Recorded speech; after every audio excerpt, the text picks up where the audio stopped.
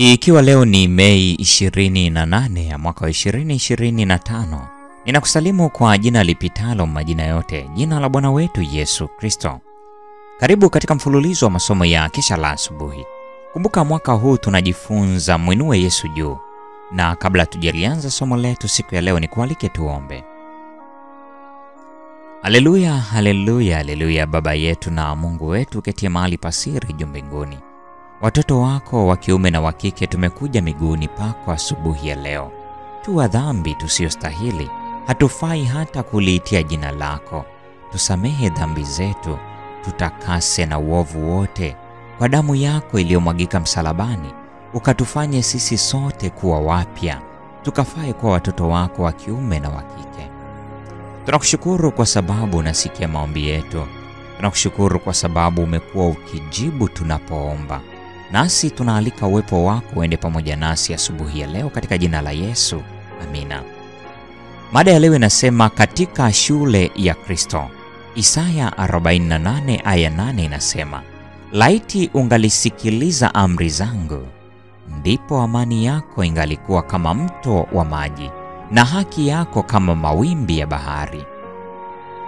Tunapaswa kuingia katika shule ya Kristo na kujifunza upole na unyenyekevu wake.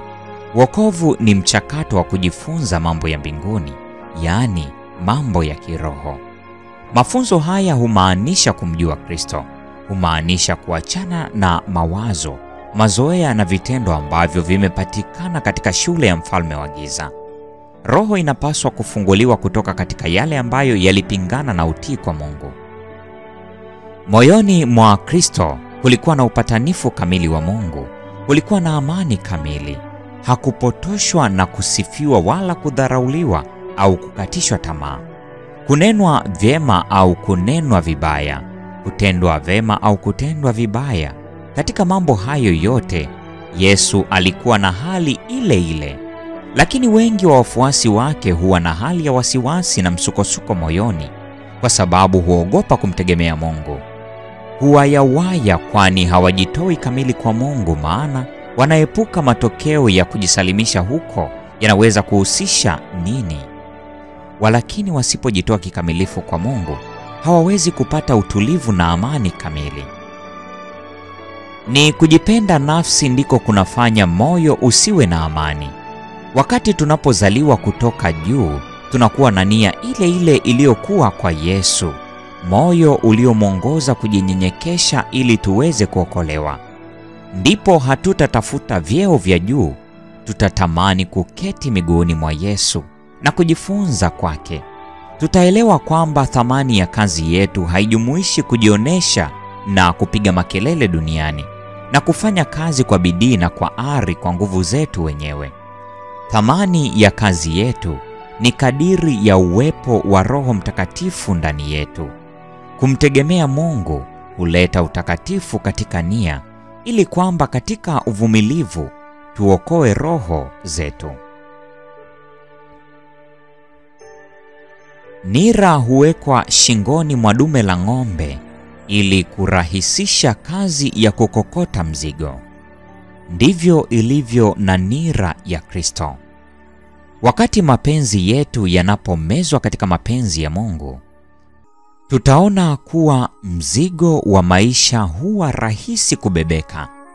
Mtu anayetembea katika njia ya Mungu na katika sheria yake hutembea na Kristo, na katika upendo wake roho hupata pumziko. Wakati Musa alipoomba kwamba nioneshe njia yako ili nikujue wewe, Baba alimjibu, kuwako kwangu kutaenda pamoja nawe, na mimi nitakupa pumziko. Kutoka sura ya 33 aya 14. Na kupitia manabii ujumbe ulitolewa.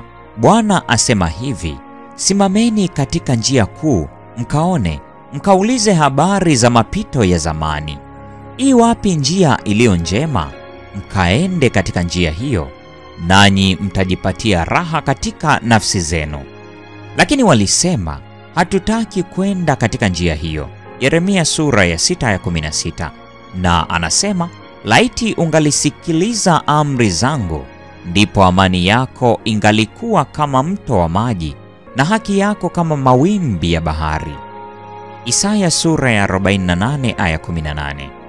Nukuu inatoka katika kitabu cha Tumaini la Vizazi Vyote, sehemu ya kwanza, ukurasa wa 309 hadi 311. Kumbuka hii ni Mei 28, mada ikisema katika shule ya Kristo. Na huo ndio mwisho wa tafakari ya somo hili siku ya leo. Mwenyezi Mungu atubariki sisi sote na tukutane wakati mwingine.